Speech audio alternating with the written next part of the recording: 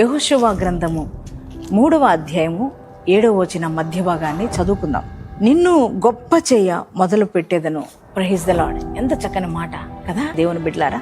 నీ కుటుంబీకుల మధ్య, నీ బంధువుల మధ్య, నీ రక్త సంబంధికుల మధ్య, అందరి మధ్య, ఈరోజు నీ కొలీగ్స్ మధ్య, అలాగే నీ పార్ట్నర్స్ దగ్గర, మరి నీ వ్యాపార చేసే దగ్గర, అందరి దగ్గర ఒకవేళ తక్కువ చేయబడి ఉన్నావేమో, అందరూ ఒకవేళ చిన్న చూపు చూస్తున్నారేమో, ఒకవేళ అందరూ వెలివేసినట్లు చూస్తున్నారేమో.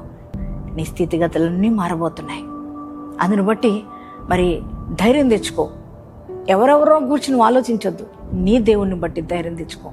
ఆయన నిన్ను గొప్ప చేయబోతున్నాడు.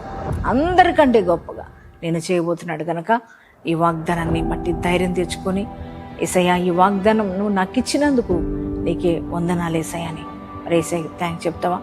ఎంతమంది ఈ వాగ్దానం రిసీవ్ చేసుకున్నారు? మీ అందరి జీవితాల్లో ఈ వాగ్దానం నెరవేర్చబడను గాక.